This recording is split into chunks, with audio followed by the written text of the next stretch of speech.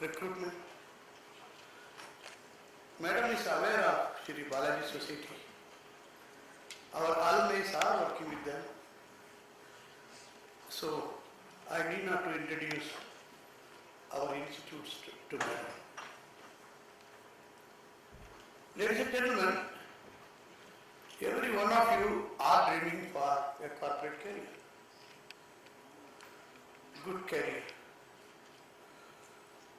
And what are the competitive skills? Even the companies are looking for good talents. And this, I just want to tell you a small story. I remember companies want good talents, you want good job. Many get placed, many don't. Now the story is like this. I have a pretty daughter. थोड़ा से मगर थोड़ा सा पागल है, हंसती रहती है, थोड़ा सा अपने आप अकेला बैठ के ही करती।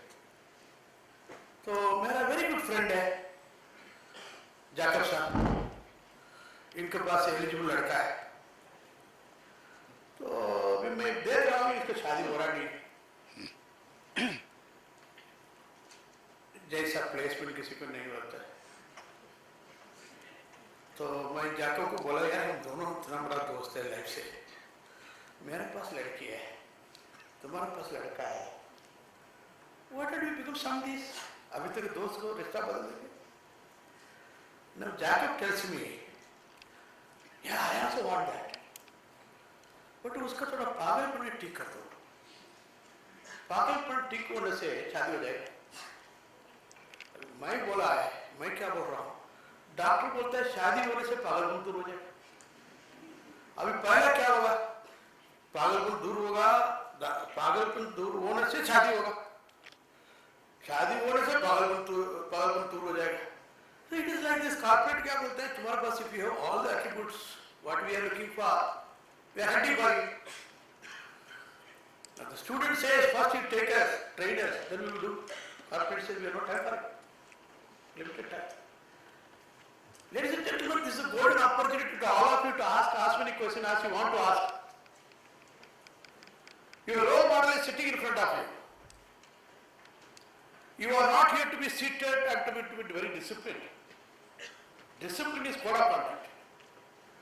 That we have to maintain. But दिमाग को ऑन करो and get all the clarification so that it can help you, it can lead you. That is the purpose of induction. That is the purpose of organizing these interactions. Madam, we are very grateful to you for sparing your valuable time.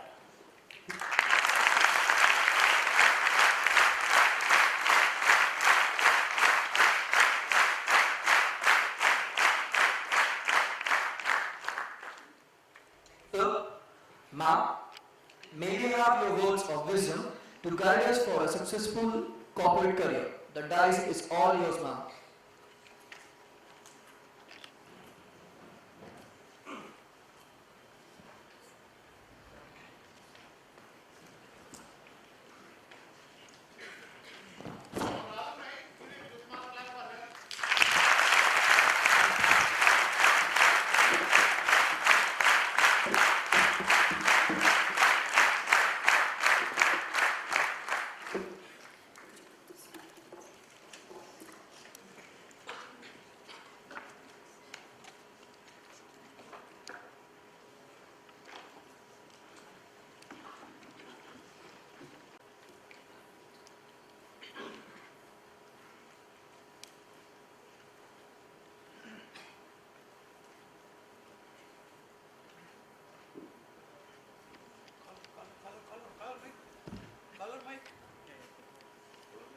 Do we have a call now? Yes. Just 2 more minutes, girls and boys.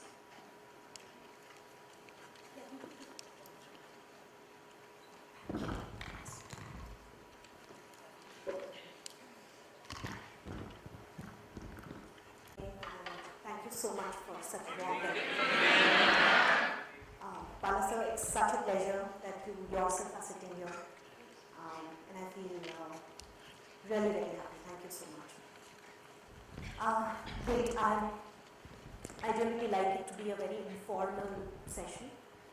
this does restrict me a little. When I was talking to Vignesh sir, I said I would like to use the aisle a little more. But then because of the video camera and all, I might have to be here on the stage. So I have something in my hand. Can someone tell me what it is? Heart-shaped mirror, lovely. If I smile at it, what happens? Lovely. If I wink, winks back. Whatever I do, it reflects back. And this is what life is. Now, I wouldn't want it to be a philosophical session, but this phenomena about life reacting the way you react towards it is going to be evident or manifest more evidently now that you have started your post-graduation or would start your jobs. Never, it was there before, people spoke about it, but you never experienced it as you would now. So here I am. My name is Joozar, a very different name, tough to pronounce for some. This would sound familiar, small town, Bhopal, higher middle class upbringing, focus on studies, you make it big in life, dreams of parents. Money doesn't grow on trees, beliefs.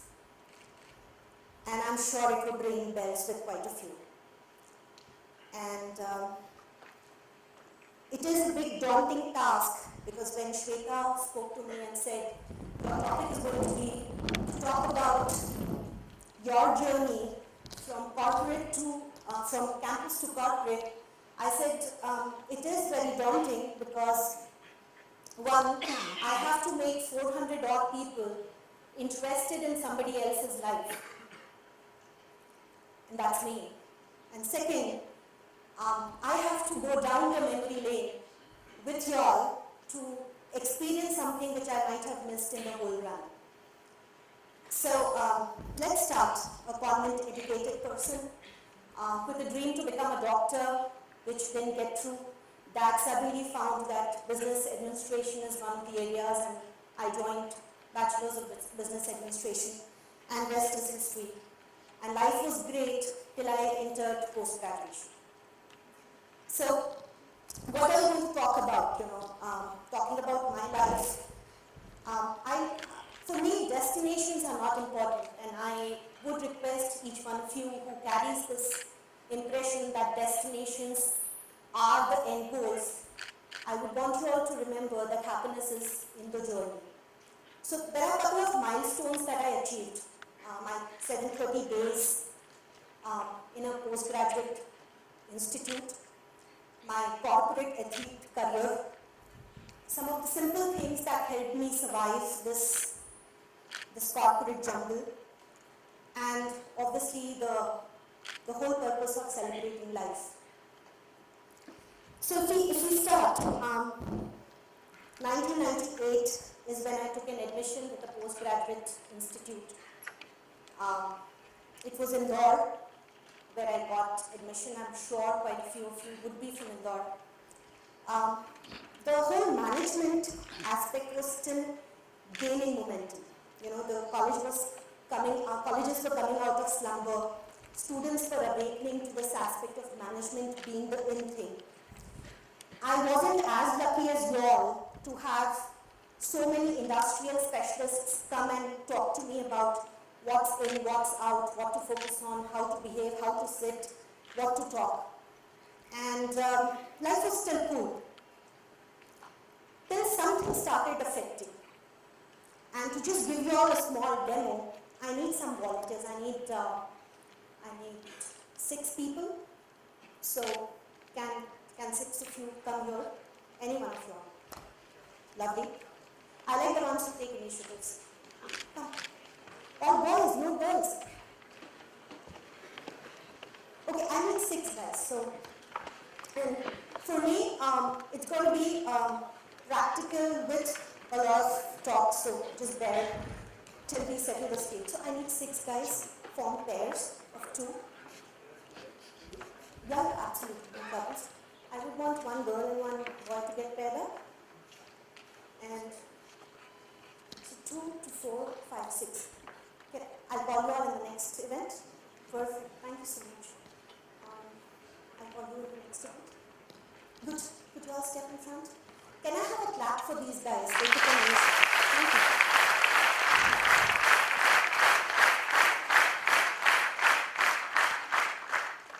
Cool. So how many of you all want to be actors? Actors. So 3 of you actors and 3 of you observers. Who would be observers? Okay, so you could be observer, you could be observer, and you could be observer. You want to be an actor or observer? And the rest would be actors. So can the actors just move out for a minute? Yeah, so you all are observers, be here.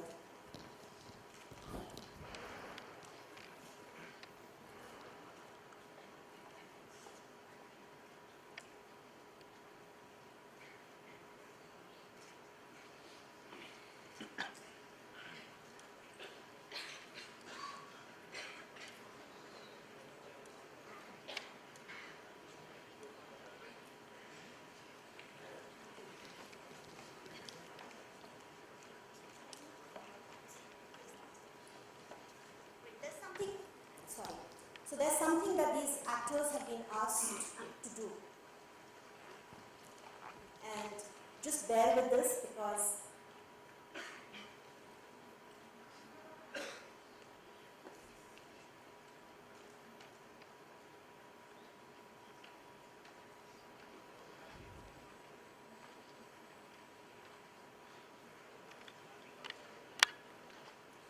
quickly, you have 2 more minutes.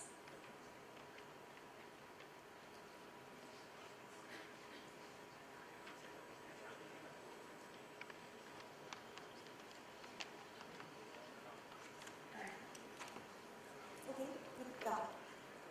Whatever is being done, come. Okay, the observers can turn their backs. Yes. Great. Could you form your pairs, please? Can you face your partner, whichever way you can? Could you observe your partner?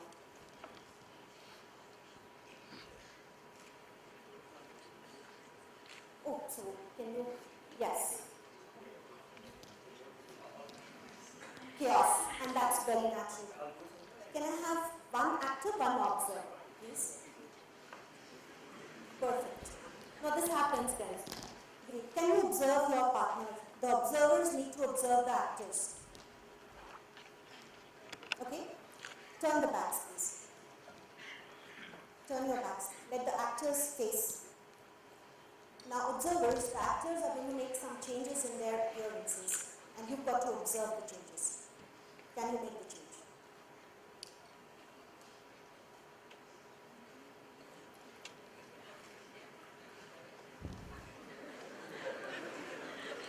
They don't know what. Make some change. Yes.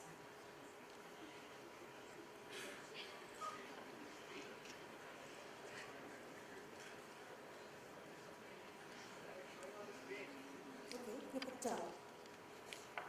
Can you observe the change? ID inside. Any change? Sir, any change?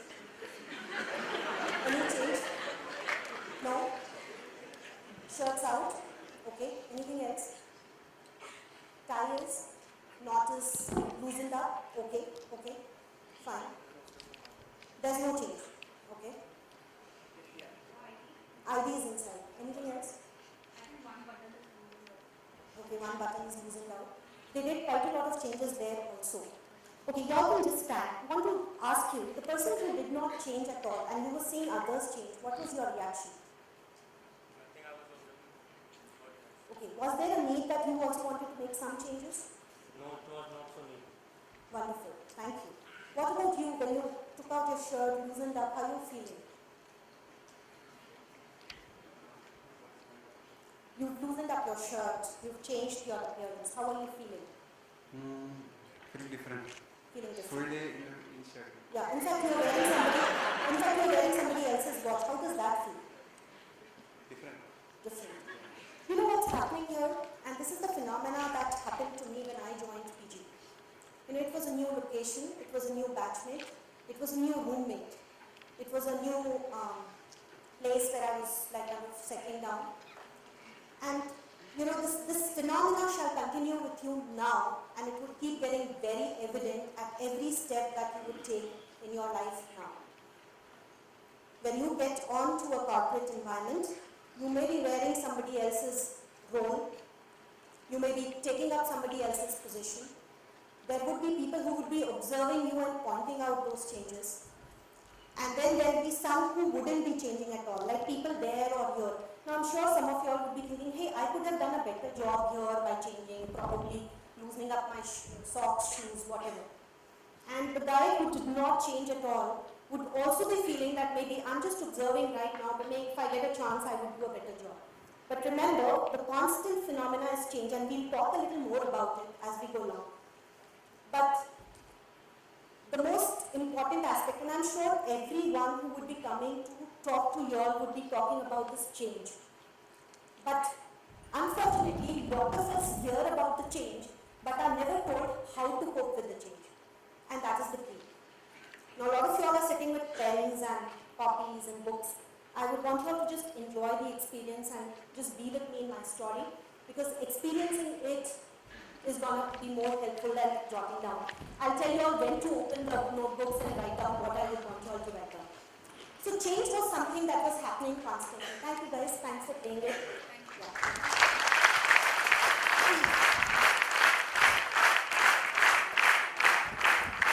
I love the corporate club, I have to learn that once now. So, I was talking about the change, and I kept seeing that at every stage. Sitting here at 6 o'clock, 6:30, attending a lecture till 8, going back and maybe completing some assignments, was just start of it. And it was those casual days in my MBA, learning the way I used to in my BBA, continuing the studies. And I was studious, so I was getting great marks.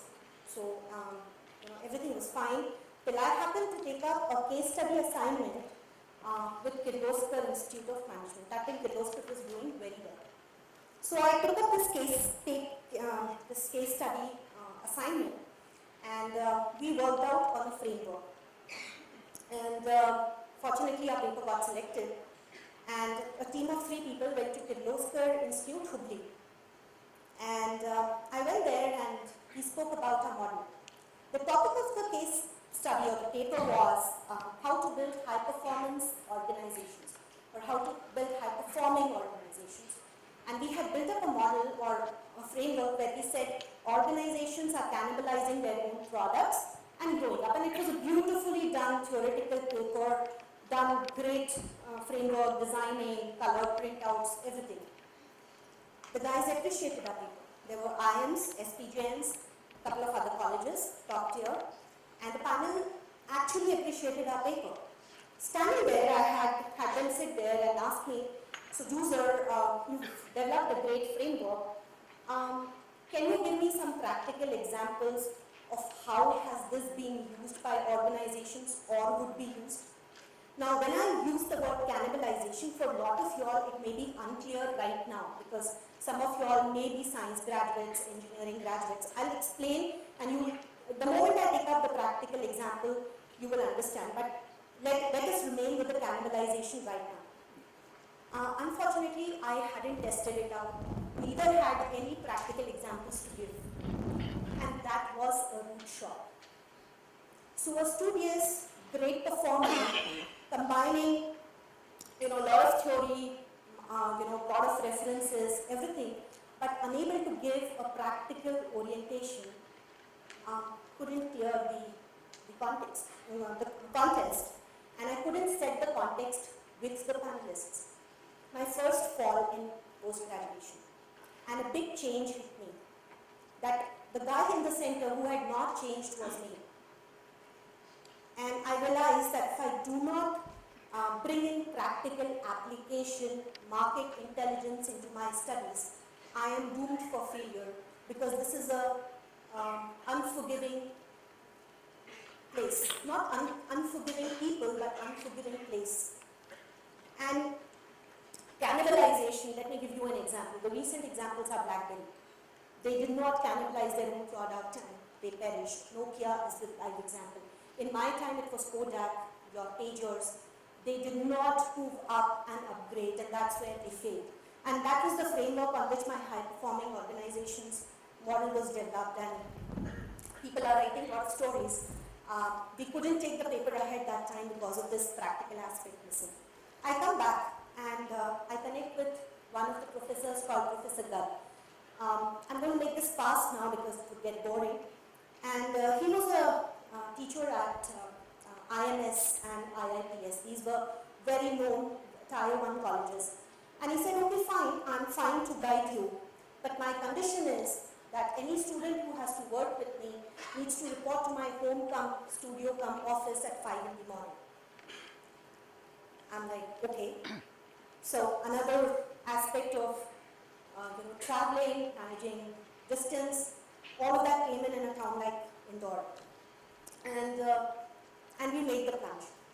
So at 4 o'clock in the morning, we used to get up, travel to Mr. Garg's place, work on our models, come back for college, finish our assignments and finish our work. So it was 12 to 14 hours of very heavy work that we were putting in. And I'm sure quite a few of you would be now getting into the zone.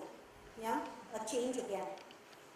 And guys, remember that when we are out of our college, out of our home, secured environment, there are a lot of changes that keep hitting us. And I'm just talking about some.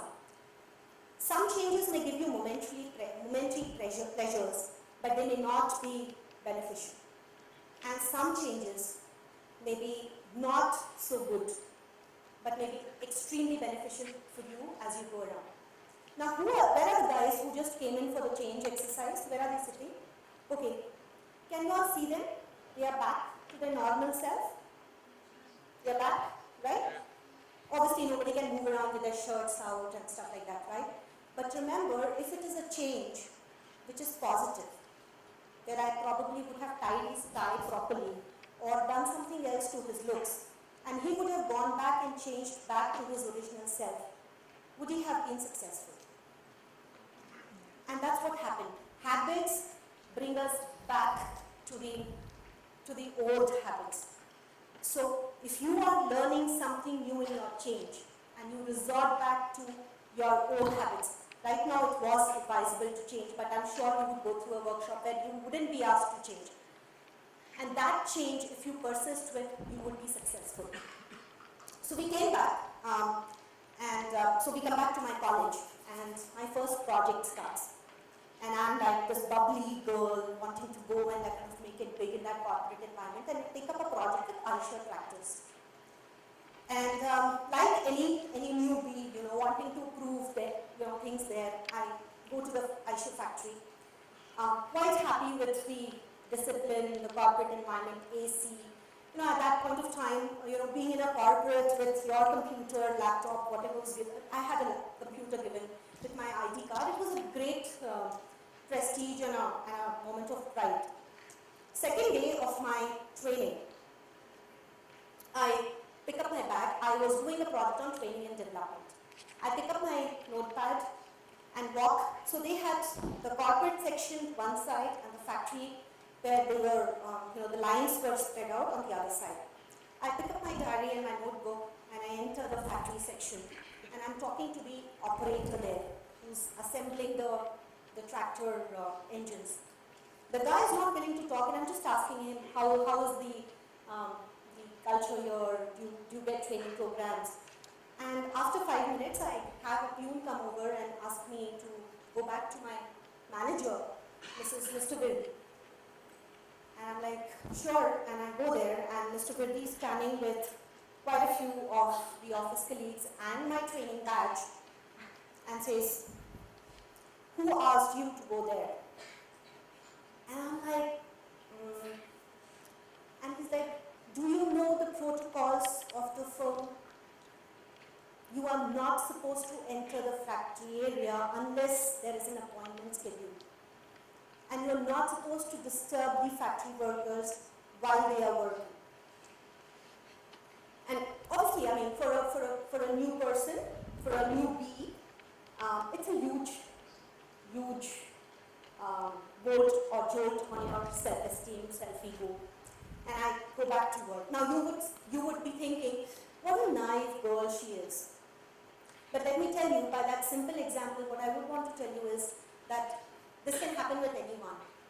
And it could be not as small as this, but could be as big as a compliance issue at some place. And hence it becomes extremely important for you to understand the culture and the compliance aspect of a firm. I go back, and evening Mr. Widby calls me, and this time he calls me in private. And he says, this was one of the incident and this is just the start. Fortunate that I got people who could connect and link up in that fashion. And he said, let this not demar your stay here. But remember that compliance or security or IP becomes foremost. And most of you all who are wanting to join corporates, this would be one big learning for you all. The compliance, the culture and the security aspects of the firm. Anyways, I kind of finished my project.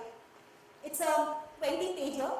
I have done a good market analysis of companies like Procter & Gamble, Lupin, Cadbury's on their training model.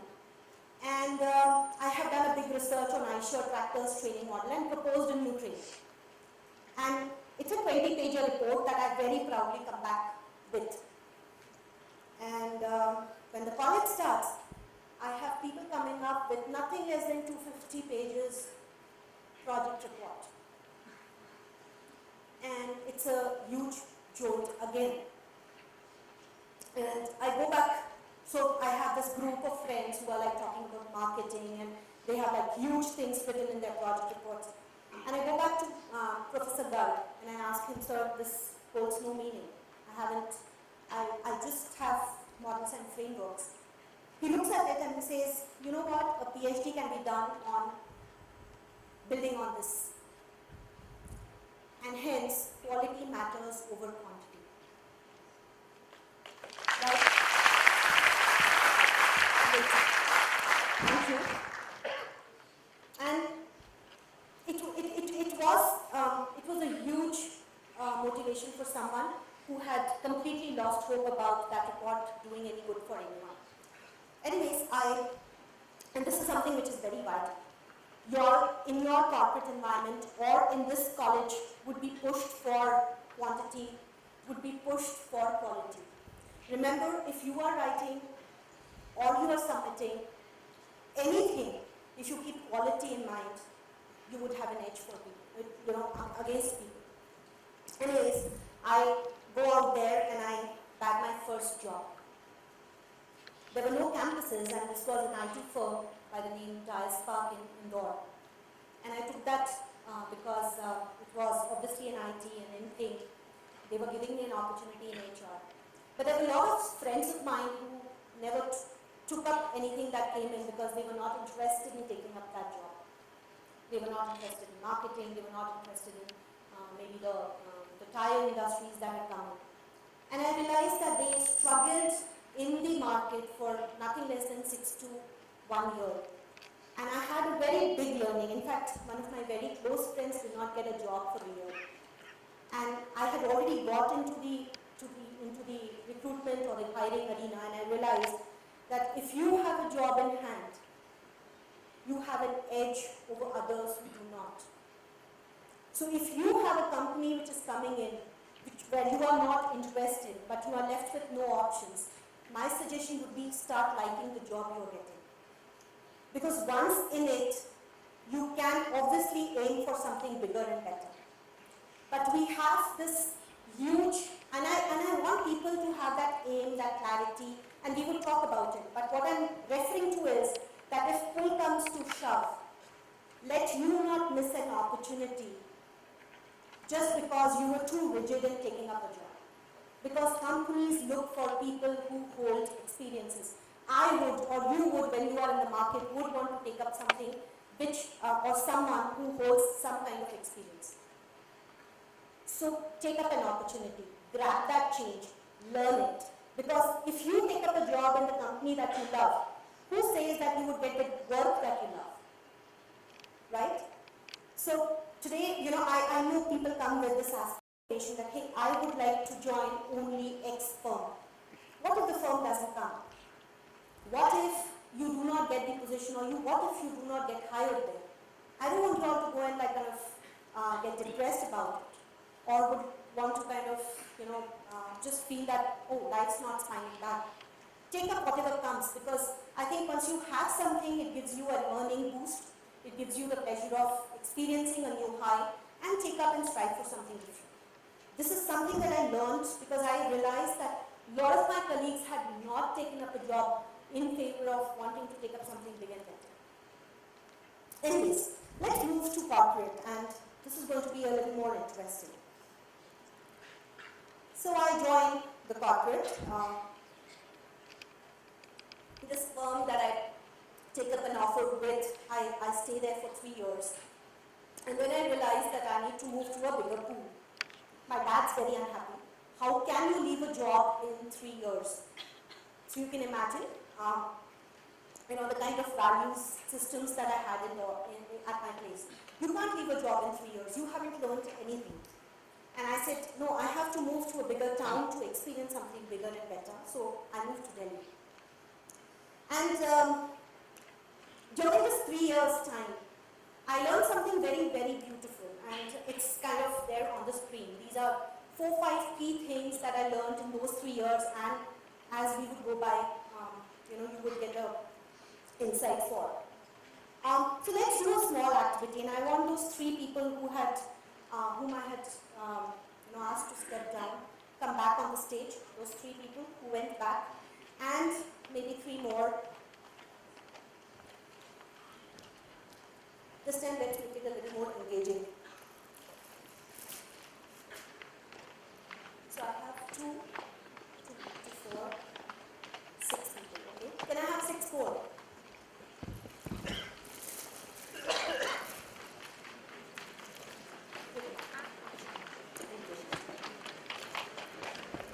Pick one.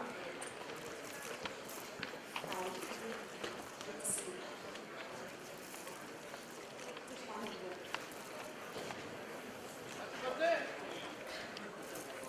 Yes, you can cheer up because they did come on the stage.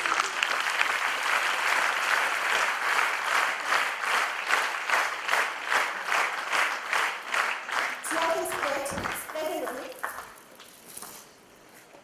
and blow it up, yes. And you can keep the mic, yes. So guys, can you all come in front? It's so difficult to come on stage and kind of go out there, right? You would want to, you all are volunteers? You can, I don't mind, please come. The more the merrier. Okay, so please, fast guys, we don't have time. Take one. Okay, good.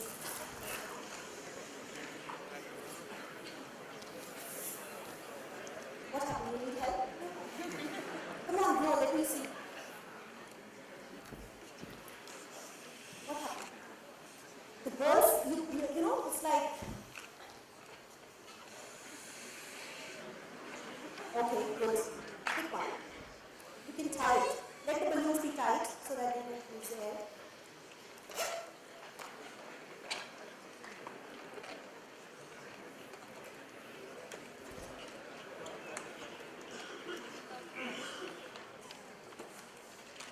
So one thing which I'm observing is you all need instructions at every step. Go the balloon, then you've got to tie it at the back.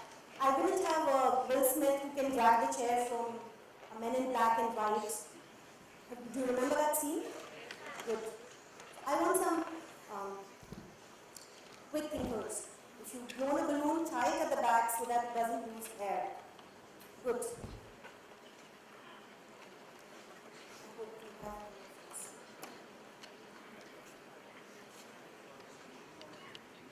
Pass it, pick 2, pass it around.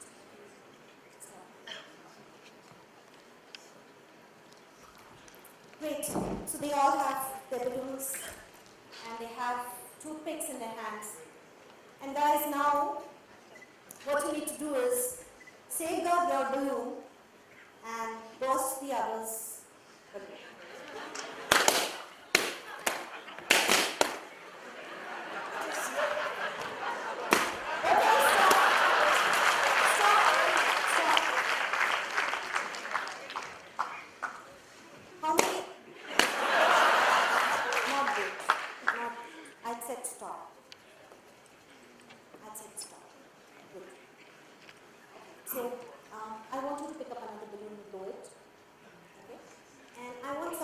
from her to come and blow another balloon.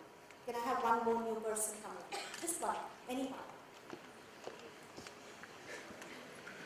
Be there. Sorry? Who did that? Choke her. Kill her. Okay, can I have the new folks? Yeah, blow it. And yeah, so they are doing it. Good. So, how did the ones who lost their balloons feel? Loudly. Bad? Okay. Disappointed? Very good. I'm very happy that we're experiencing this. Good. Lady, are you done? Okay. और थोड़ा सा दम लगा के इसीलिए तो फोड़ दिया. Come on, once more. Okay, tired. No problem. So can I have all the ones who already have their balloons, and just keep standing, all the ones who have their balloons, can I have the person who has the best balloon step in front?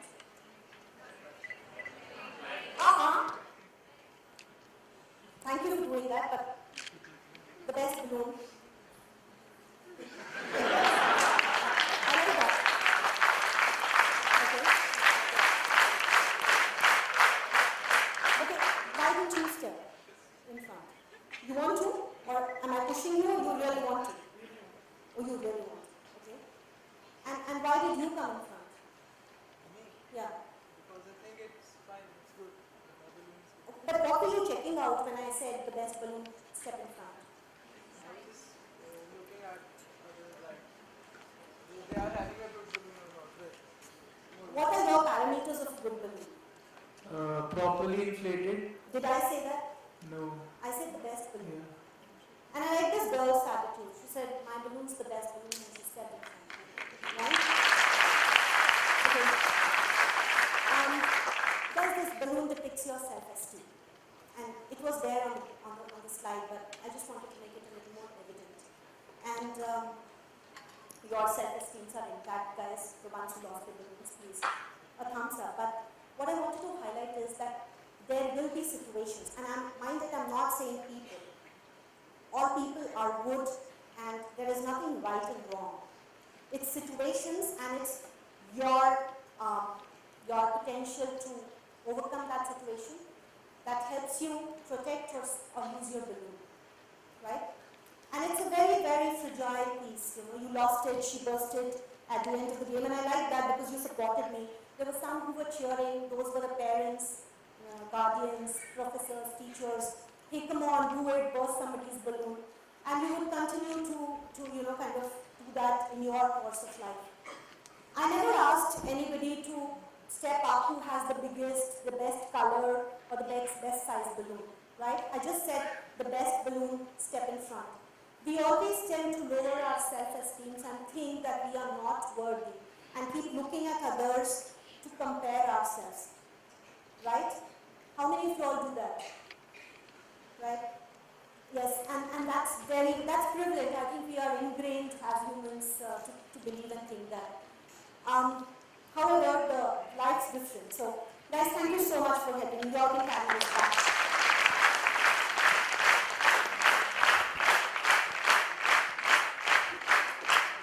This year is taken. So, coming back to, this is your self-esteem, guys. And you know what happens when you enter a corporate environment? You are asked to step up, take up something big. You are asked to ideate. You are asked for opinions. You are asked to share your thoughts.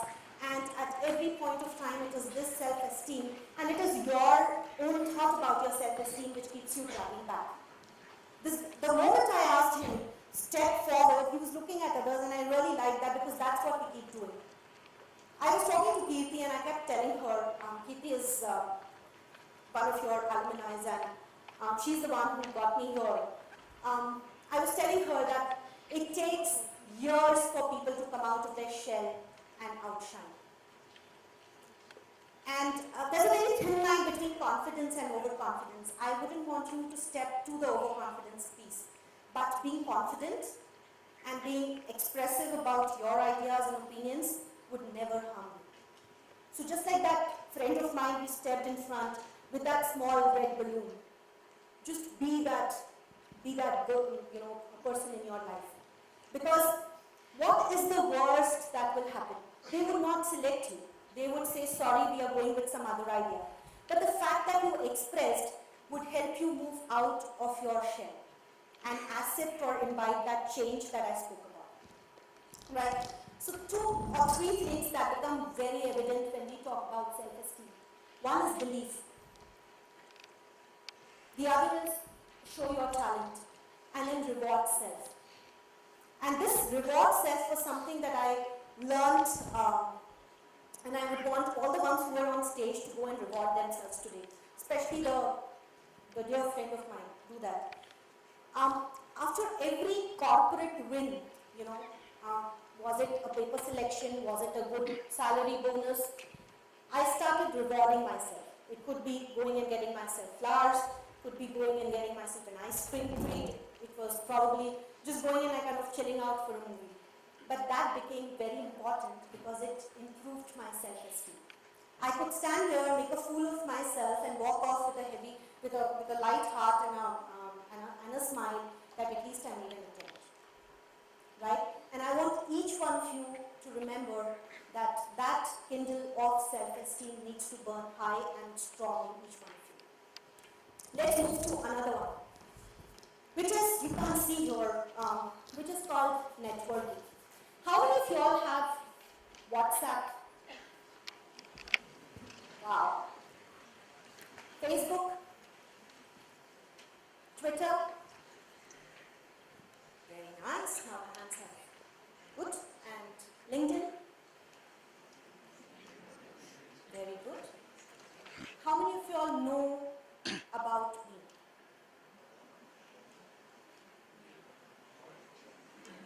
Okay. I was coming as a speaker. You all knew about me. You all had my name. You all had my name of the company, right? There's only one professor who connected with me. And that shows that we need to change. So I went, I was planning to move from Indore to Delhi, and I go for this interview. And I sit before the HR guy, and he says, so Joozar, what do you know about me? 2003. And I'm like, isn't interview supposed to be people knowing about the interviewee? And I'm like looking at him and like, how am I supposed to know about you? I mean, you know, so that was the mindset. Despite being in the industry for 3 years, the presence of mind took better of me, and I said, I haven't checked your profile, but I know something which others would not know. And you are an out-of-box interviewer.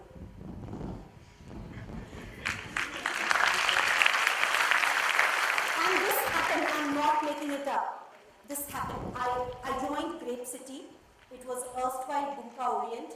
I had a manager who was an Indian, but I was reporting to a Jap national. Her name was Nanai Auki, and I was working with all expats at Delhi. And this happened. So it was a big surprise. I mean, I got lucky, but you may not, and someone else may.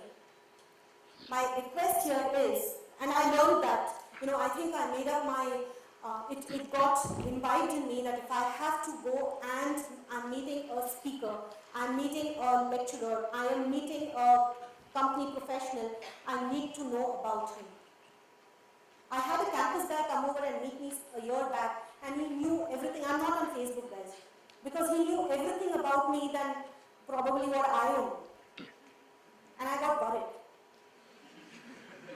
Okay? But then it's important that you have a little background about the person you're meeting. Another example that I would give you. I met Leela Poonawala recently. You would get to know about her.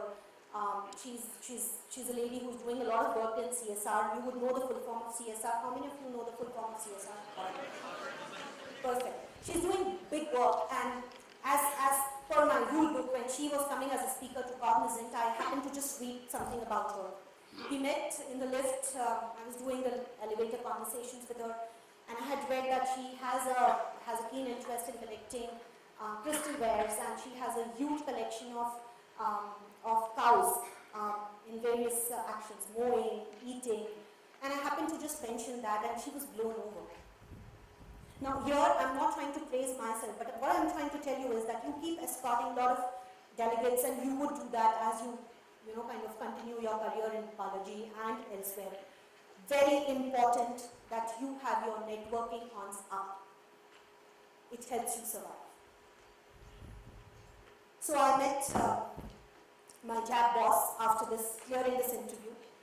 And then I had this American lady who was managing the finance bit also meet me. So at that point of time, there was a culture of all division heads meeting people.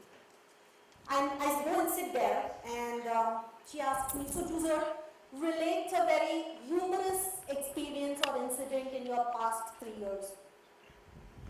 And I said, this is not my day. I mean, humorous incident. Now, how on earth would I come up with a humorous incident? I'll store that. Let me complete the networking and then come to that. So humor is important, and I'll talk about it. But on the networking front, try and meet as many leaders and influencers as you can. LinkedIn, there are a lot of influencers. Start following them. You would be learning a lot about what to read, what not to read, what sites to log on. I think you will get a better hang of who all are the ideators and try and get connected. Have your icebreaker conversations ready. Have something about the firm known if you go and sit. You don't get hired you get hired for your aptitude, but you get rewarded for your attitude. And remember that. Social media and awareness. Passion and flexibility. I think this is something that I learned in the course of time. I know you all are hooked onto that humor front. I'll come to the humor front because it's on a different league. It's a pillar that helps you. Passion and flexibility. I see a lot of that in new students. I know this is getting dragged. I have to keep a time check. But a little about flexibility. When we've already traveled away from home, but we have these anchors which keep pulling us back to our hometowns, which keep pulling us back to a city like Pune. And we would always have our guards up when people say, hey, you have to travel for your jobs. And it happened with me. I joined this place, and they wanted me to act as a business analyst for an HR module that they were implementing. Why would I take up an HR module implementation while I was managing a recruitment portfolio? But I think the mentors that I had, the guides that I had, the teachers that I had instilled this, and I happened to say yes. And believe me, those were the best times. Because what helped me is that while I was doing my core work, the flexibility and the agility to take up something more and deliver and keep my self-esteem intact helped me survive in that corporate environment. And I think, we keep talking about promotions. A lot of your alumni would say, promotions, we didn't get promoted. Believe me, promotions are on potential, and your potential comes only when you are flexible and passionate about your jobs. I'll come to a very beautiful example about flexibility a bit later. I was interviewing someone, but something about visualization. And that's very important because that helped me crack Great City big time. Can I have someone who has a problem in bending? Cannot bend more. Anyone? No, Parasa, not today. We'll connect with the staff. Yeah. What? So you can't bend like this? Not at all? You got some medical problem? Sit down. Anybody else who doesn't have a medical ailment?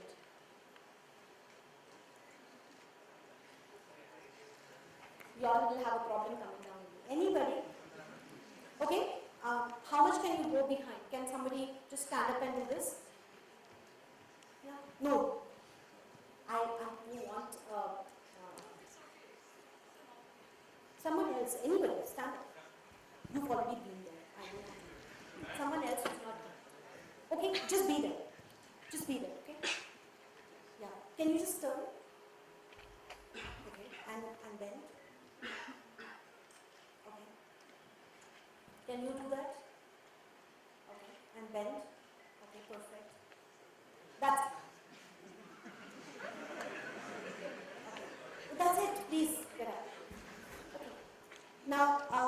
today. You saw them do this, right? All the ones who have a problem in bending, okay, do this exercise at home. Or maybe you can't turn your backs. Before you get down to doing this, just sit back, see yourself bend or touch the ground. And stand up. And this is an exercise which you could do as I finish my presentation. Visualize and then bend. You will see that you have achieved a far more bending capacity than you would have. And I can see some of you are already nodding. This is a very clear example, and I'm kind of going a little fast now, merging 2-3 topics of visualization. A lot of my successes actually turned because I visualized. So what was happening was, I was in Delhi, this interview happened, he asked me about a lot of things, and this American lady asked me about humor. I passed that, and then I have to meet the CEO. And I had lost it. 3 years experience, it's a firm which has 5,000 people, great firm, great salary, lovely people, all expats, and I had to meet the CEO because they had that condition for hiring everyone. And I just couldn't take myself, it is tough for a small time firm, where I was coming from, to go and meet the CEO. I happened to go and lock myself in the loop, and you would see this in Luck by Chance also. Farhan does this. If you remember that scene, you would remember. I hadn't seen the movie, it hadn't come, it came very late. And I go to the loo and I look at myself and I visualize that I already have the job. And I tell myself that you would crack it. The way they interviewed, the whole setup was, there were 3 panelists sitting, Nanai and the lady and my CEO. And there was nothing in between, and I was sitting in one chair. And it's difficult. My legs were shaking, I had to stop that, there were a lot of things happening. And rest is history, I did grab that and finally got through. No clapping please. But then the learnings were very clear. I think networking, visualizing, and being flexible, because after that all my promotions were because I was very flexible in taking up whatever came my way. The last, risks and failures. Guys, I recently made a change in my profile, and Kirti knows that. I was quite settled in the job that I was doing. I was heading the recruitment division for 3 zones. I was the center head for Pune. And then I realized that I was getting very comfortable with my job. So I'm 40. I don't look 40. That's a different story, but I'm 40. I know. Yes. So I am 40.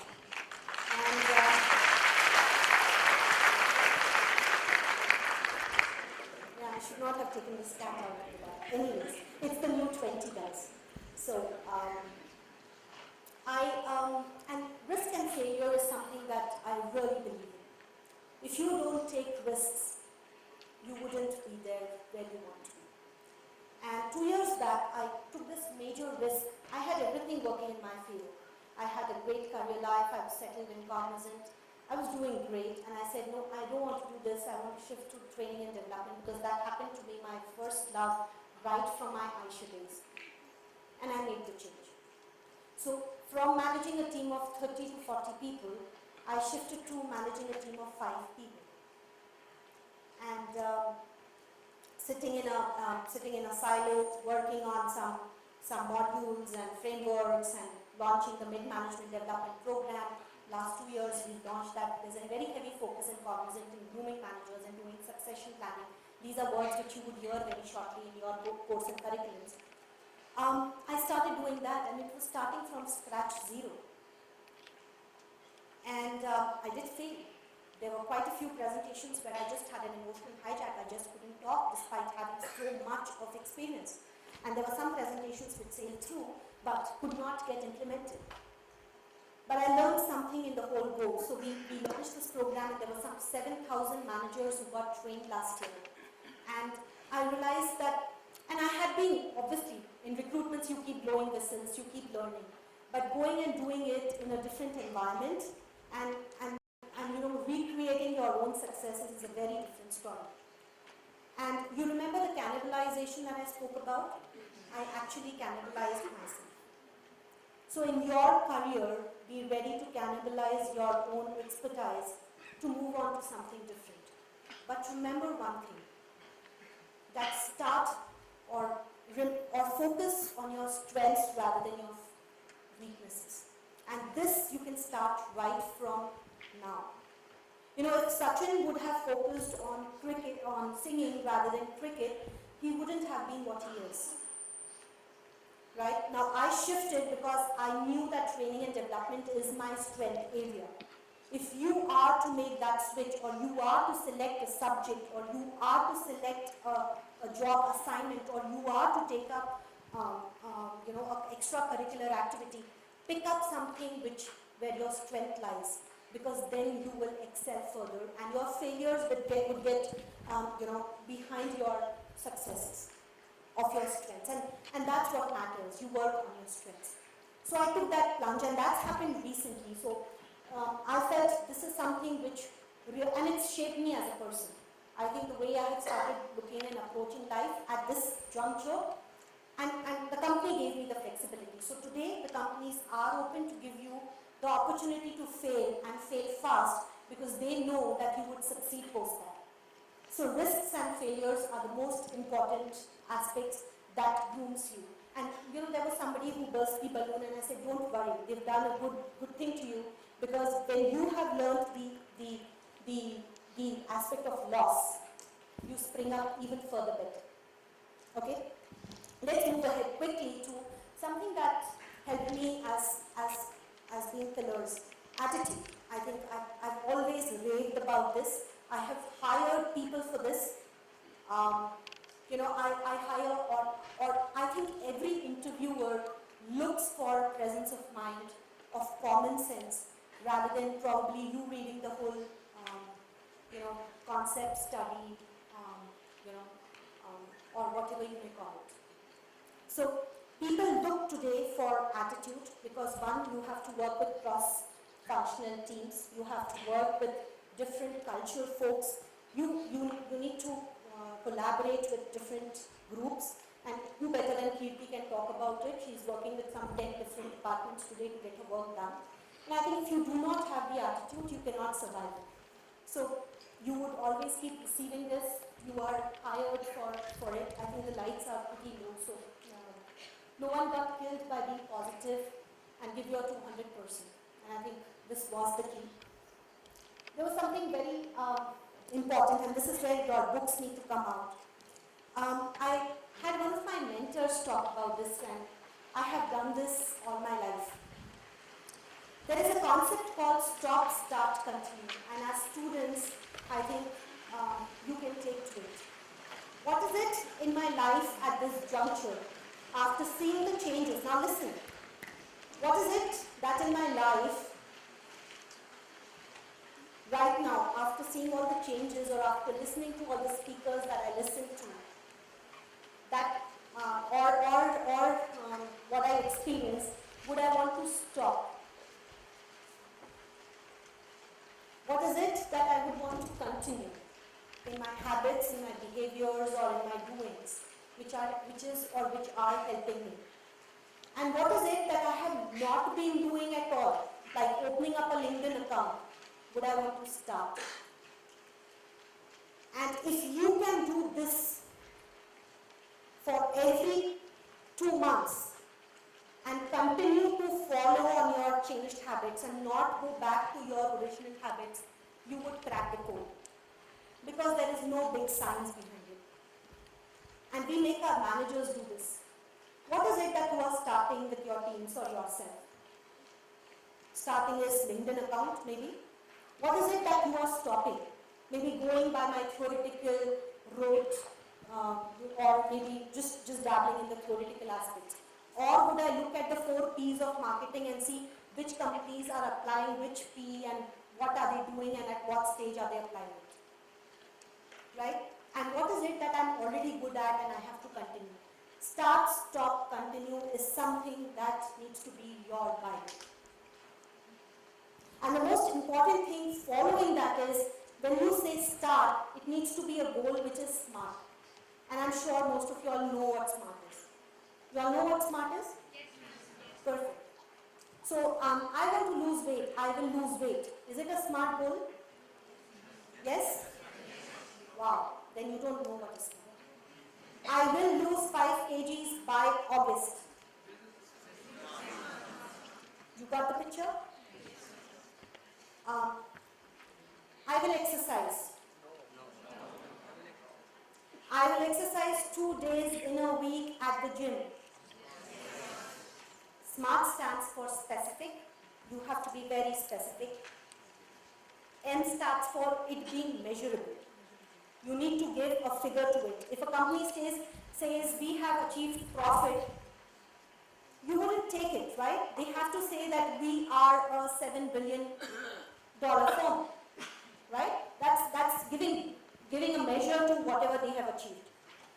What does A stand for? It stand for achievable. It needs to be realistic. You can't set up a goal of losing 10 kgs by August. I will actually harm myself. R, realistic, relevant, absolutely. It needs to be helping you rather than you fixing about something which is not helping you. And T means timelines. It means time bound. It needs to have a certain time. I'm going to read 2 books every month on XYZ is a very smart and a specific goal. And this is the key, guys. Now, lot of y'all, and I have done this, when I sat listening to quite a few people, I said, what crap are they talking about? Goals? Who sets goals, man? I'll flow with life. That's cool. But remember, it's a little different. When I said mirror, I showed you all the mirror. What you give, you get back. So at the end of 2 years, if you are not getting it, it's time to look back. What have you not given it? And that's where the start, stop, continue would come into play, or a smart goal would come into play. Vision boards. I think I love this, and this is a key that I would want you all to, kind of look at. I spoke about another weed, which was visualization. Believe me, looking into the mirror and saying, I will get there, really helps. All the guys who kind of comb their hair, looking in the mirror, saying, I will get the girl, actually get it. Visualization. Anyways, let me not go there because code of conduct, and you remember, you are here for learning. Coming back to vision boards. I think you all stay in hostels, PG accommodations. Create a vision board for yourself. This is the kind of house I would want. This is the kind of job I would need. Have a smart dressed up photo of yours, put up on the vision board. Do something creative with life and it will give back all that you give out there on the vision board. Another takeaway for you all, if you would want to practice. And then comes communication. A lot would be taught to you on this. But remember, this is the key. I may have read 100 books, I may have learned a lot of concepts, but if I can't verbalize it, if I can't put it crisply and clearly, I would not succeed. I have myself rejected great scholars, great percentage, extremely great in their analytical skills, but I couldn't hire them because they just lacked the communication skills. And the reason why I need communication skills are because this guy is not going to work in a silo. Do you think anybody today works in a silo? He has to communicate. He has to communicate either to his boss or to me or to his client. And if he cannot be clear and crisp and clever, it doesn't go well. And this is where I'll bring back the humor part. So when this American lady calls, is sitting and talking to me and said, relate a humorous incident, I'm like, God, shit. Do you all hear any good veg jokes these days? Actually, good humor is just missing from our lives. And let me tell you, there's real good humor in this life. But we just fail to pick it up.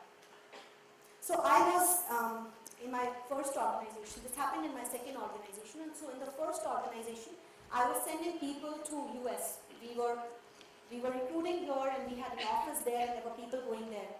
And I fortunately remembered an incident where this guy had gone to US and put coconut oil on his head and had ventured out. And his coconut hair oil had actually frozen on his hair and was looking like, strips of snow on his head.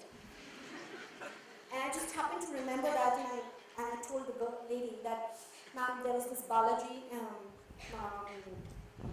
sorry, Balaji, but there was this guy named Balaji who went to US, and he had coconut oil on his head without realizing that it would solidify.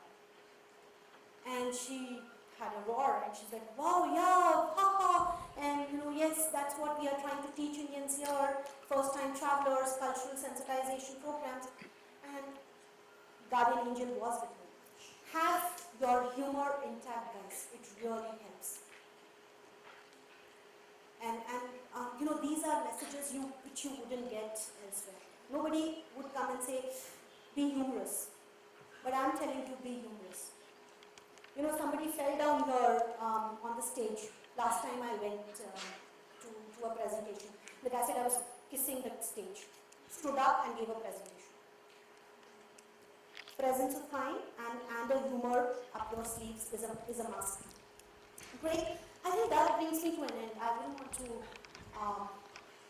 continue blabbering. I would want to have a healthy question and answer because Bala sir did speak about it. This is about me. I had requested Vignesh sir not to introduce me because I wanted to bring that as a surprise element. Wanted to know how many of you all know about me. So this is the key. I would want you all to add me in your LinkedIn once you have your account. I come with 15 years of experience. It's been 7.5 years now in Cognizant. I love writing. I'm a Heliolife certified teacher. Heliolife is a modality where you heal yourself with thoughts. The reason I told you about the exercise was, and I asked you to stand up, is you can heal a lot of things in your life by visualizing and having a vision board. And I am a T3 certified on disc and styles. And believe in celebrating life. I have a Labrador. She's a working dog. She works with autistic children.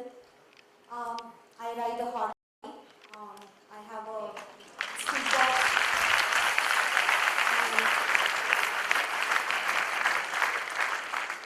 So when you all pass out and you all have a Harley, we'll be riding in the same group. And yeah, I love training. I do a lot of programs on client relationships, client building, collaboration. There's something which is very, very dear to me, and that's the quote on the board, which says, future, right? Some just let it happen. Some make it happen. And then there are others who wonder what happened. Every person that I touched here in whatever way, right? I would want them to make it happen rather than wondering what happened. Workshops, what are workshops or sessions like this? They are combinations of two words, work and shop. So you all worked here, some of you all came on the stage and worked, and I'm sure the ones who came here learned something more than the ones who were sitting, right? And shop means that you pick up one or two things that you would go and use. So when you go to Central or you go to Phoenix malls here, you buy something, you use it, right? Similarly, when you shop here, I would want you to go and apply it and see how is it helping you.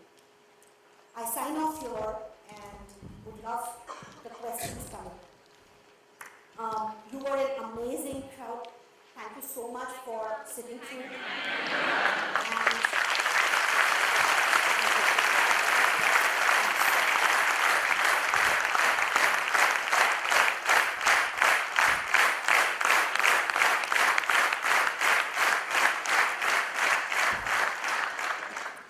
let's have some questions.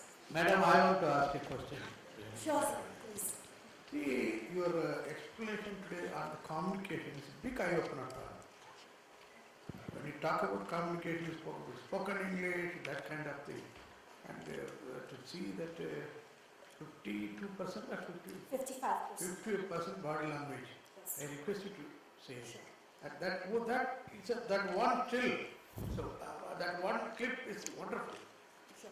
Most which I just, I am very, Thank you, Bala sir. Thanks for bringing this out. I love doing this, and he's just brought out the best part of the presentation. Great. So, can I have one volunteer, please? Anyone? Yeah, please come. So you are, the setup is you are in for an interview, and the interviewer has kind of come and said, "Hi, how are you? I'm doing well." Okay. Now this is one way of shaking hands. Lot of times, and I'm coming to the non-verbal part of it. How would girls shake hands? Hello, sir. Right? Or how would boys shake hands? Hello, sir. And believe me, I have had people like this. They would rip my hand. It looks like they would rip it out from my shoulder. And then girls, it looks like their hands would be taken away. And this is something which comes as the first reflection of who you are and how big is that self-esteem in you. How much of effort does it take for me to give my hand completely, have a straight posture and say, "Hey, I'm happy to meet you," and look into the eyes rather than looking into the floor, because that's the respect you give to the other individual. And there was a guy who did a research and he said 38%, so 55% of your entire communication is non-verbal communication. 7% is verbal, and 38% would be Body language.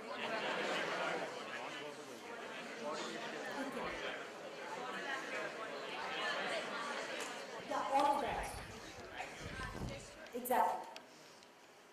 Now, how would you take if I'm giving a presentation, standing here for 2 hours, and just be there for 2 minutes? Like this. Hi guys, it's such a pleasure to be here. There are some speakers who would do it and who would do a fabulous job, but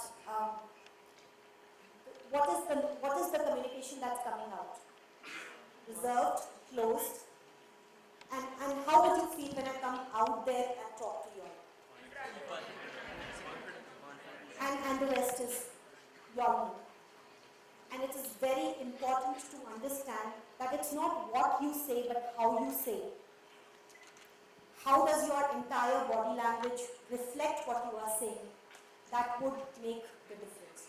There are a lot of people who come and sit, and this is a typical habit of a lot of boys.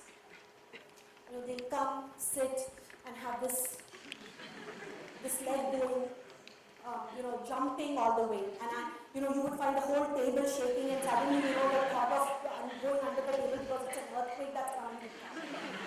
Right? These are poor body languages. These are poor reflections of, or this is a clear reflection of you not being comfortable.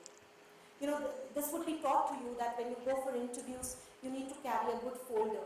I've had people who've come with big polythene bags, and then it's this char and the whole sound of the polythene, and you're taking out your files, and these are very small aspects which are non-verbal communications. I don't know an answer. So I asked you something and you're like looking up there, right there at that wall. I don't know if there's a spider there. So I asked a question and you're looking up there, and rather than saying, "Sorry, I don't know," right, would show how much of non-verbal bad communication are you doing. Dress up. I think that comes in non-verbal. Manas has brought up. How do you dress up? And how do you... So there are some people, and why I asked him to stand all this while is, there are some people who do not respect the personal space. Do you know there is a personal aura inner space which you must not step in. The boys have this habit, and some of them, they'll keep coming. And I'm like, and the poor girl or the poor man or whoever it is going behind. And then, so there have been times when I have to stop. It's like, my personal space. Can you regard that? And that comes under non-verbal. Can I maintain a proper distance? And this is needed when you are entering the corporate environment, or now that you are going to interact and work very closely with the other gender. It becomes extremely important to kind of safeguard that personal space. Non-verbal communication again. Right? Exchanging ties, not having proper clean shoes. It talks a lot about how do you value yourself, or how much do you value yourself. Right? So, Balaji, I couldn't have explained it any better than these small examples. I hope it makes sense. Thank you, madam. Great. Thank you so much. Any other questions?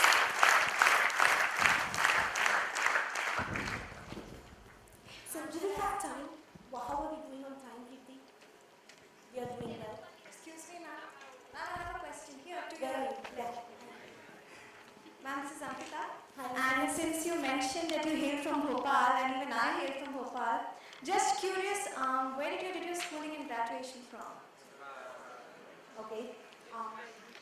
Yes, I'll come to you. So, I'm a convent pass out. I'm a St. Joseph's convent pass Okay. out. And then I did my graduation from BSS college. Okay. Thank you. Yes. Ma'am, the back side. Ma'am, here. Sorry, I don't Ma'am, see. back. Here. Hi. Okay.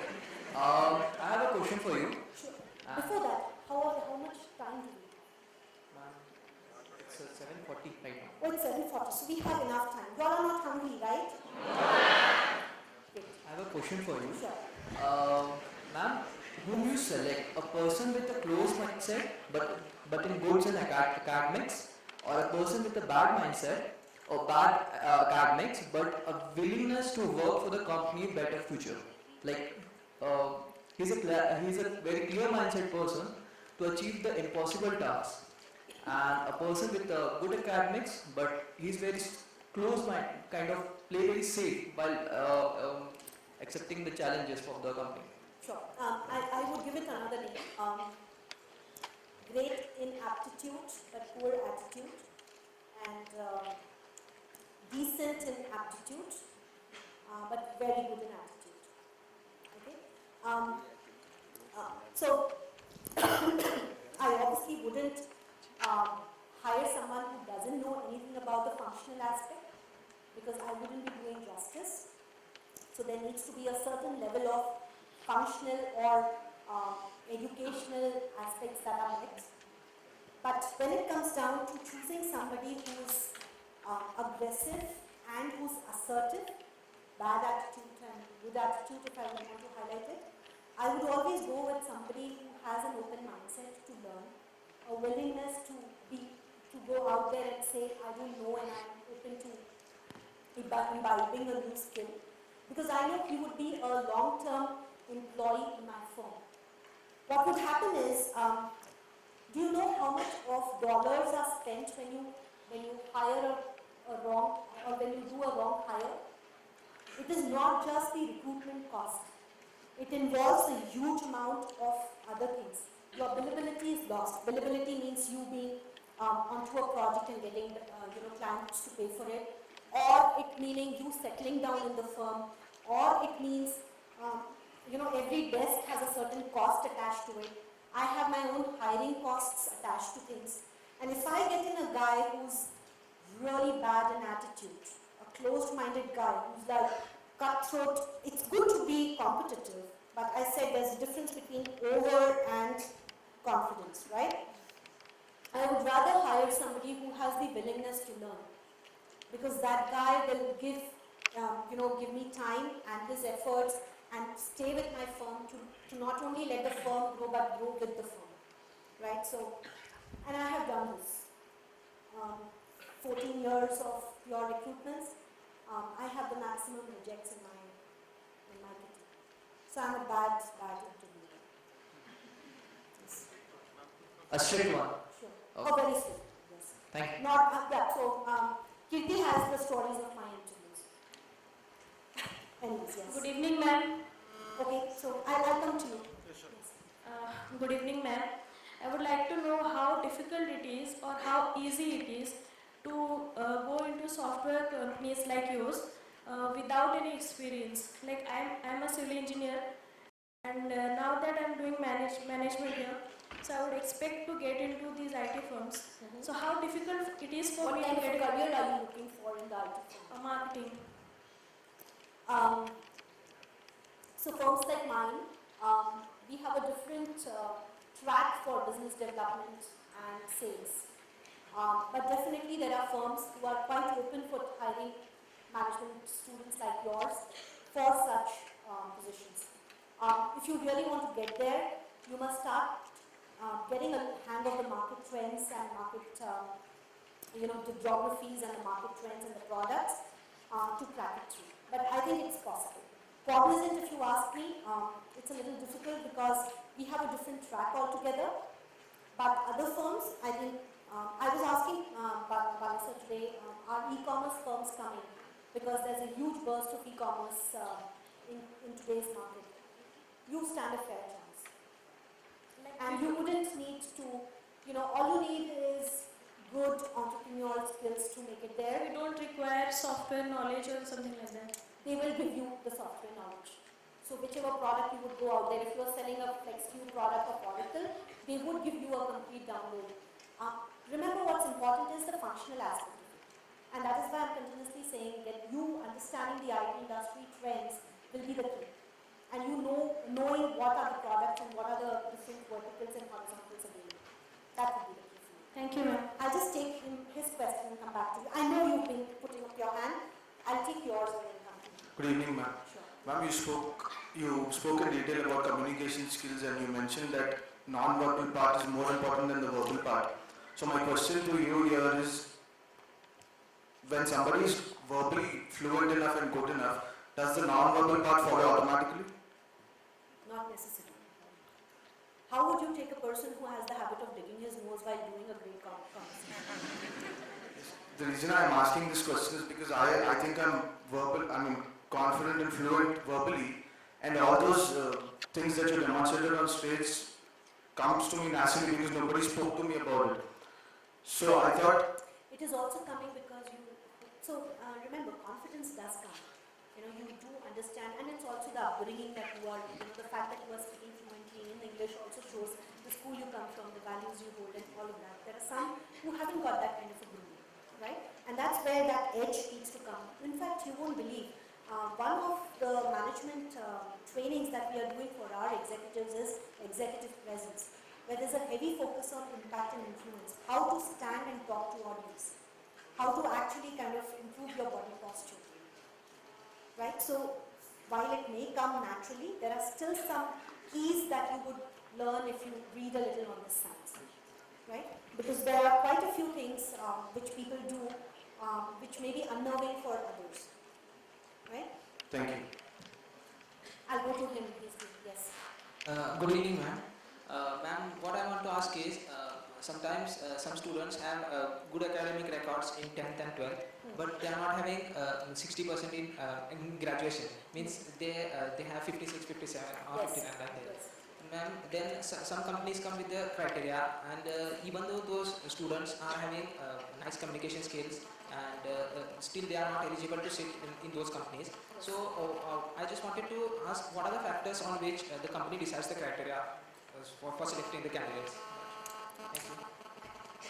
Yeah, you're right. Actually, 60%, 70% does get to be a criteria, and that's set up because is that my phone that's like causing the problem?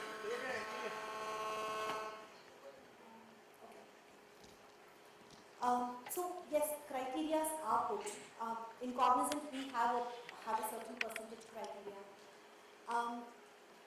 There needs to be a differentiation, right?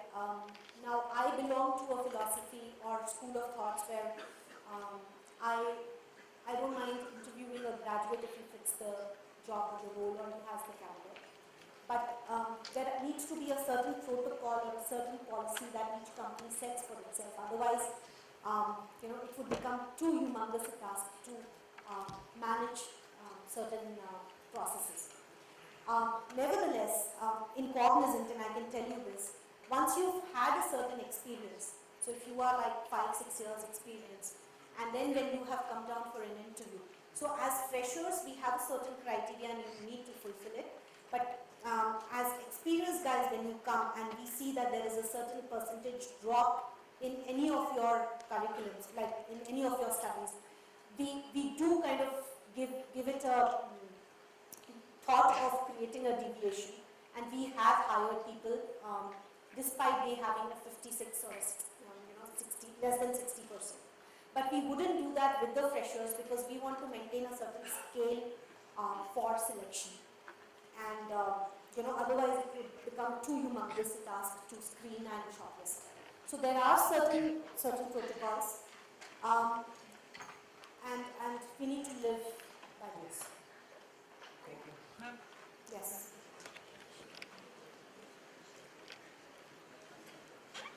How important is it to take jumps at the start of your corporate career? How important is it to, as in, jump 2-3 companies at the start of your career before settling down? So would you put some light on it, please? Sure. One is, you can please sit, no formalities. If you ask me from a professional standpoint, rolling stone gathers no moss. Okay? But it is very, very personal a choice that an individual makes. I have known people, and guys, this is very important, I have known people who have been with me and have jumped like 3-4 jobs in a span of like some years, that they have increased their paychecks. But probably they couldn't gather the kind of expertise that they could have having remained in a firm. I myself have changed jobs, and I wouldn't say no for them because I think you get a hang of different cultures and you learn different aspects in each job. But there needs to be a certain tenure which gives you stability and you understand the nitty-gritties. When I made that switch after 3 years, I realized that I had become saturated in that role, and there was nothing more that that firm could offer. So there are 2 things that you have to keep in mind. In fact, 3. 1, are you feeling that you have reached a saturation and you don't see things coming? Make a switch. If you feel your purpose is not being met, by purpose it means you wanted to do X, Y, Z, and being in this it's not being met, make a switch. And the third is, if you feel that you are not loving what you are doing. I think that's very important. When I say love, it means you are not enjoying what you are doing. So let me give you an example. Lakshmi Narayanan, he was one of the founders of Cognizant, and he came recently now he's in the board of directors. He came in for one of the functions, and he was asked, if you are asked to define your staying cognizant in a word, what would you say? He said joyful.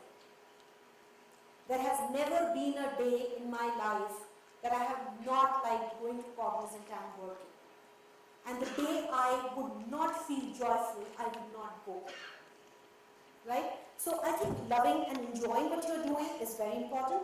Though beggars can't be choosers, I think if you've got something and you're just learning, be in that job and learn, but understand the purpose part of it. And then priorities. If you're getting married, you need money, and this job's not going to give you money, make that switch. Nobody would hang you for it, provided there is justification. I left Great City, the company that I joined with that Jack boss, in 11 months, and I was very, very, very unhappy about it. Because I got married and I had to shift to Bombay, and I couldn't stay in Gurgaon. They had a marketing office in Bombay, but it was a one-room office, and they said, we can't afford an HR person there, no remote working.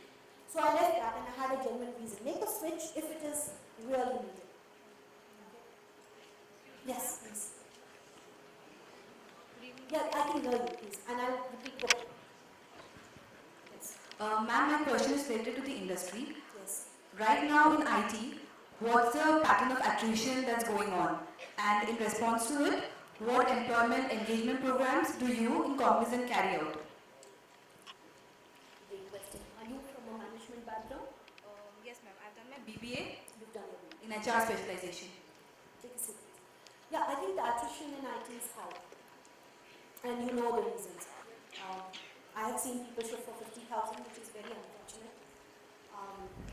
I have seen people leave jobs and within a year's span. I have seen joiners confirming and then not joining.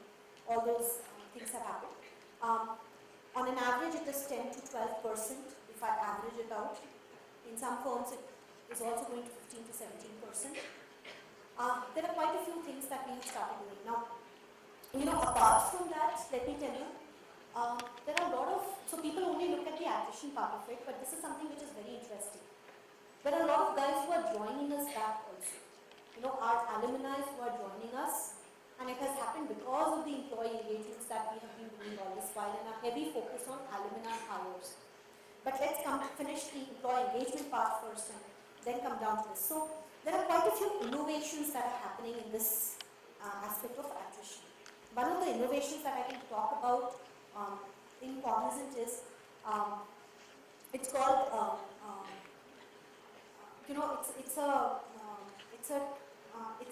it's a tool that gauges the engagement levels of an employee.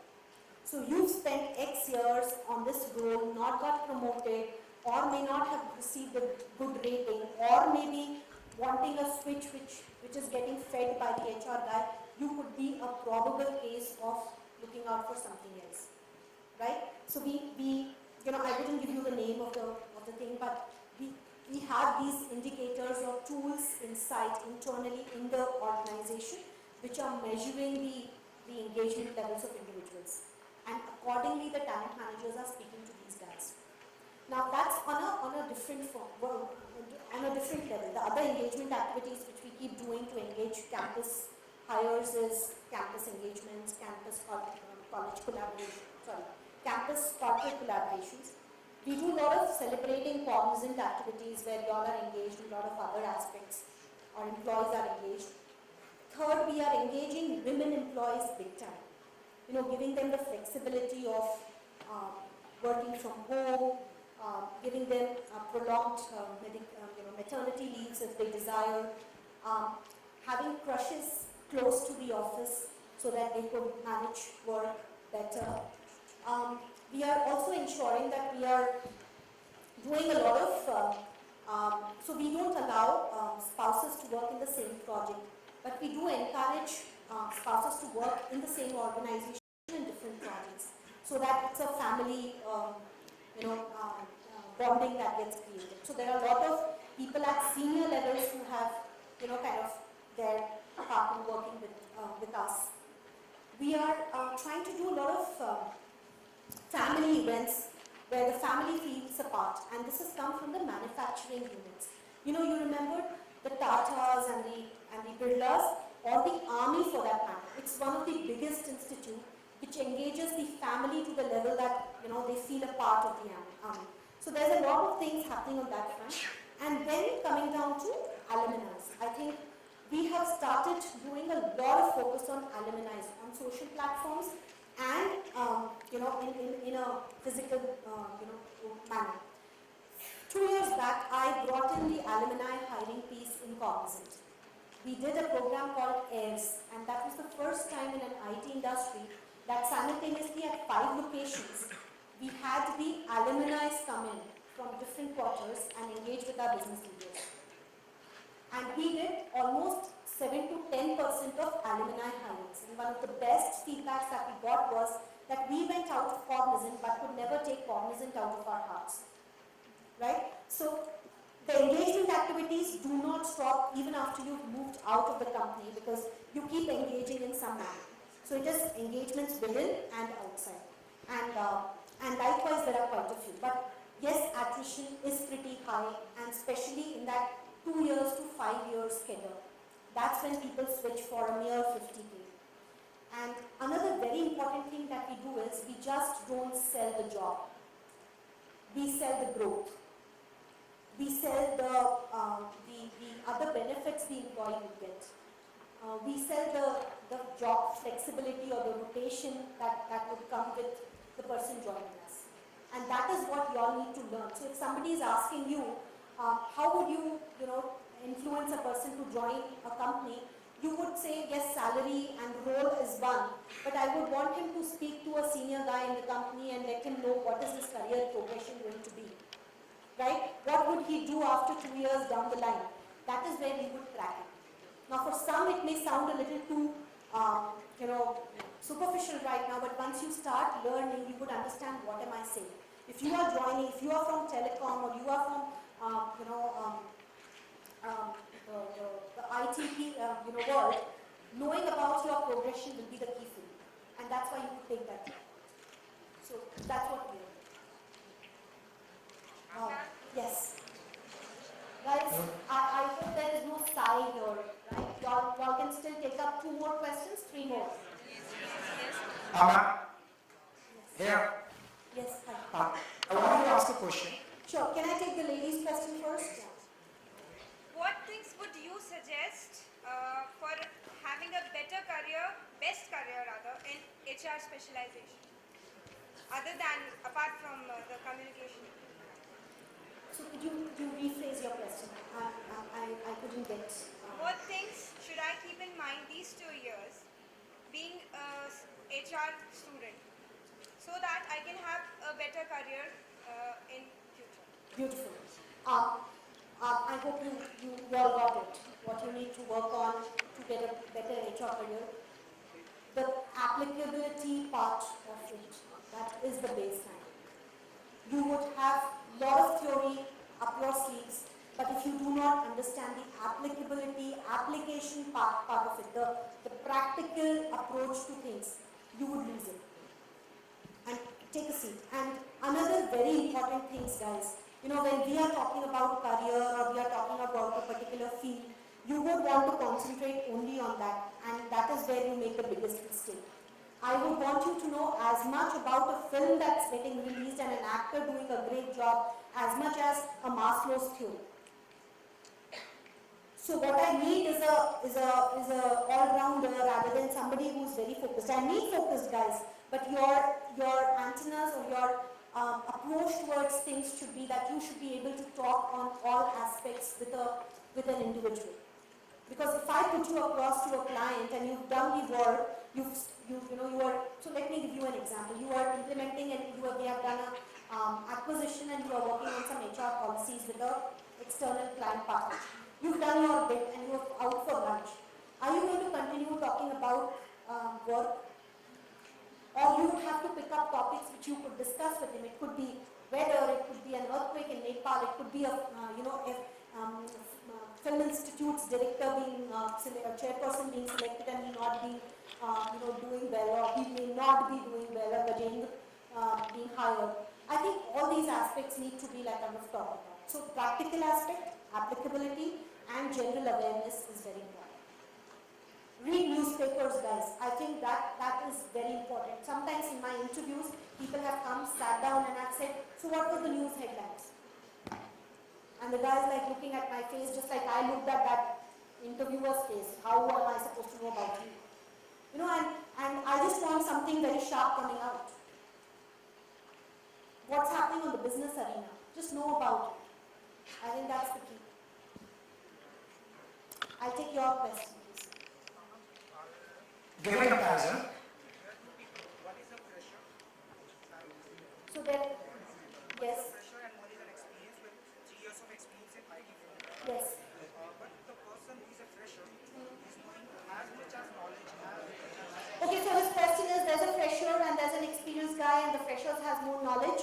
Complete it, please. but the experienced person is not having so much of practical knowledge, but he is still having an experience. So which person you will have? The fresher or the experienced? Let me answer your question a little differently. Today, maximum deployability is, and I don't have PP here, we are deploying freshers because they come with a lot of vigor and a lot of energy.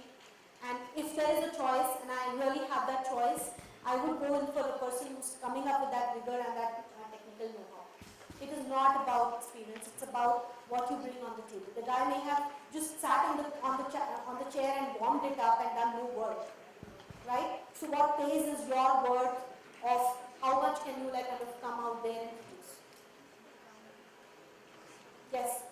If I'll conclude it, if ratio with having an open mindset, full practical and a theoretical knowledge, plus the willingness to work, you will have that. Will have a chance, but remember that there is a certain criteria. See, when I'm out there in the job market, my basic criteria is let that person come with X years of experience, right? So if you are in the firm and I'm selecting between a fresher and an experienced person, I can choose anyone. I would rather go for freshers, and that's what we are deploying. But if I have to give a job and I have a certain job criteria, right, then I wouldn't be able to select you because your resume wouldn't get through in the first go itself. And that is why I said, take up a job, because companies like speaking to people who are holding offers. But ma'am, there are few fresh, much more knowledge, experienced guys, like as in, I'm also an experienced person, but still, consider some of my seniors. So I can't hear you, and the others are getting distracted because your mic is not functioning. Can you like kind of place it close to your mouth? Yes. I have some of my seniors who are freshers, Yes. but We can't hear you. Gentlemen, can I sit? Can I sit? we can't hear you. Can I sit and say? Sure. Are you nervous? No, I'm not. Okay. I have some of my freshers who are having so much of knowledge. Why do you think, I got this question, so what he wants to say is there are a lot of freshers who have more knowledge than experienced guys, then why aren't they chosen? Is that what it is? Is that what it is? Yeah, yes ma'am it is. Yeah, it's like asking why is the voting age 18, 21? At the age of 21, a person is, it's not totally responsible, but he's somehow responsible to make his own choices and take his own responsibilities. So, companies have a certain protocol. When I'm like kind of hiring from the market, I have a certain protocol that I need to meet with regards to the job, right? Which says that a guy comes with certain experience, brings in a certain holistic knowledge which would be useful. And I am not debating that the other person may be a fresher but holds more knowledge, right? I'm not debating that fact, but understand that the practical aspect of things does play a major role when we are speaking to clients, when we are talking to our managers about a person having done or deployed that project. That is where that aspect comes. So I gave you two scenarios. When I'm picking from the job market, I will have to follow the job protocol. But when it comes to selecting within a project, and if there is a fresher and an experienced guy and the fresher is showing more capability, there are project managers or a person like me who would give a chance to that fresher, right? So the selection or the entry criteria may have a certain job specification that needs to be met, but once you are in the environment or in the company, your skills and your expertise would matter. Did I make myself clear? Great, thanks. Yes, please. Yes, I would want to talk to people who are there. Guys, give me 2 minutes. I'll come back to you. Yes. Yeah, you can. Yeah. Ma'am, personally, what prerequisites you see when you're hiring a marketing guy, fresher marketing guy? Good. Great. Can I have someone answer that? Okay. So he's saying, what are the prerequisites when you are hiring a marketing guy? Hiring a fresher. Networking. Okay. So guys, he's talking about something called employability. What is employability? It's again 2 words. Your ability to get employed. Okay? And at no point of time would I negate your academics for it. Lot of people either miss on academics and hang up on other stuffs, or completely hang on academics and do not look at the other aspect.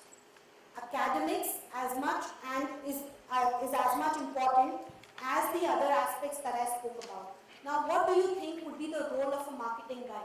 Going out there and meeting clients, going out there and talking about the product, going out there and like kind of seeing which geographies the company can expand in. And what do you think would be the key aspects needed here? Great communication, along with product know-how. If I am not talking subject or content here, would you sit and listen to me? You wouldn't. Howsoever good my communication may be, right? So when you have a good communication, you speak quality and not just quantity. So you need to have your your subject knowledge with you, great communication skills, a lot of client interfacing and consultative aspect. When I say consultative, for a marketing guy, this is the key. I wouldn't want to just go and sell a pen to you. I would probably want to create a market with you where you would take that pen and probably a couple of other products from my company. Exactly. So I need to be consultative. Can I look at the problems of that guy rather than just looking at that particular problem? So it also applies to if you are wanting to be a marketing guy for an IT firm. I have these people going and selling, I have this product which can help you in this particular piece, or I have a SAP product which can help you have a great interdepartmental connect. But then can I look at some other problem? Can I go and sell him a reporting analytics tool also from my firm? Can I go and probably sell him the finance package from my firm? Right? Consultative is the other aspect, and I would understand your consultative aspects by the problem solving capability that you would showcase.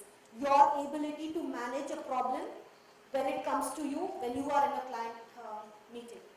So 3 aspects: your academics and your functional subject matter know-how, whatever it is. If you are a fresher, your market awareness will help.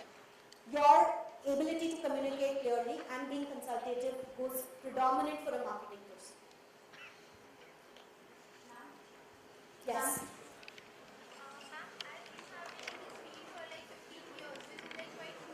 So as you have been in the field for 15 years, and she gets the mic. Yes. Okay, so as you have been in this field for like 15 years, which is like a quite huge amount of time. So previously and now, what do you feel like how HR has changed and how do we need to change? Like the transition that you have seen like in these 15 years, what do they demand in HR right now? So what do you feel? I think one of the things that have actually taken a huge shape is the social media piece within HR and the virtualization that has come in. I don't manage people sitting, just next to me now. Or I don't have to manage a BU. When I say I manage a BU, which is just sitting here. I have 10 offices in Cognizant, and I have 2 lakh people. Now, earlier factories used to be at one place and you had 5,000 people to manage. But today I'm communicating with people sitting elsewhere. I'm not able to, kind of see him in person. So the virtualization aspect of HR is the key. How can you collaborate and have employee engagements done? She asked a question about employee engagement. I am actually struggling with this problem of employee engagements virtually.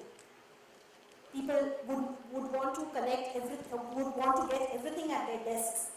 I have meetings done over Tanbox. I can't see people. Today I'm sitting here and talking to you and I can see your body language and know who's interested and who's not interested. Virtually, when I do a Tanbox or a WebEx, I can't see people.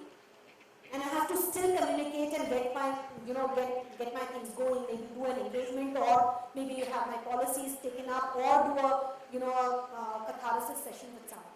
So the social media aspect, the outburst of, personal information that's out there and the virtualization is the key. That's where HR is changing now. There are so many HR techniques and tools that have come in now which are keeping people, cloud. is the other big thing where HR is actually like kind of going big. We are actually tracking our employees' footprints. So you know there's a great book that has come up, which is, so let me give you this example. So when you go on Flipkart, you all have shopped from Flipkart? You all go on YouTube? Right? Now, if you walk onto YouTube once or you've gone to Flipkart and bought some stuff, next time when you log in, do you see the same kinds of products being advertised? What's that called? Sorry? One is consumer behavior. Yes, they are tracking you. They are tracking your interest. There's something else. Exactly, tracking areas of interest.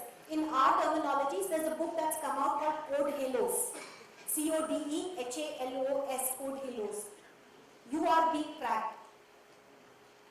And in HR, that's the area that we are now investing in.